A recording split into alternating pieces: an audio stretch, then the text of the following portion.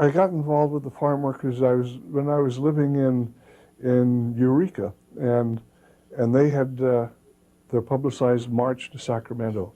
I thought, this is incredible, this is wonderful. And then I had the opportunity to have free time, and I went down to Delano and was given the welcome that Cesar Chavez gave everybody who came down and wanted to help. And I stayed there for about 2 weeks photographing, and I was given full freedom to photograph who I did and where and when. I got to eat in the Filipino Hall. I got to attend the Friday night meetings, which were the union meetings with Cesar Chavez and the union leadership and the rank and file all gathered together. I stayed there 2 weeks, and I was getting ready to leave when a group of young women came to the hall and said, look, we're not being treated right at where we're working. Can we do something about it? And the union said, of course you can. And the union went to the aid of these women and started a union action. And in that union action, one of the employees drove through the picket line and drove over Mr. Garcia. And I imagine I was able to photograph that sequence and provided the union with those photographs. And then I was able to join El Malcriado, which was a fortnightly, every 14 days we put out a newspaper. And I stayed for several months as a member of El Malcriado, and had the opportunity and the privilege of photographing these union members and these people who were doing something that I felt extremely important for our country. Every moment was memorable. I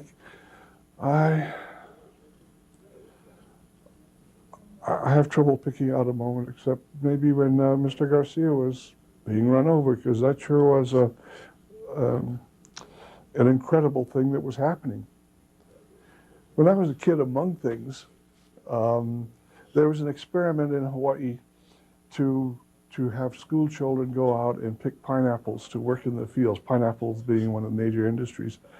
And so I got to see how farm laborers got to live and work.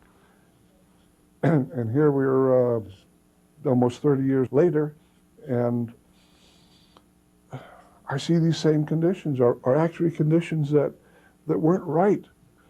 And Cesar Chavez and Larry Itliong and others were doing something about it. And this was an opportunity for me to contribute to that activity, that action.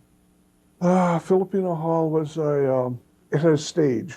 It was like a school auditorium, and that's where the El Teatro performed, and that was a general gathering place. That's where we met in the morning before we went out to the fields to picket. That's where the union dining hall was, and the kitchen, and that's where we ate, and it was like a school auditorium. When I was working for El Malcriado, I thought, God, I was really lucky, because this was a publication that was being performed by strikers and volunteers, that was going out to the general public, that was telling a story about what was happening, and I was able to add photographs to that story. Well, when I think about my work, and I think about my work particularly in the union work as being work that I was fortunate enough to be where something was happening, and then having the equipment and the skill to see it and to grab it.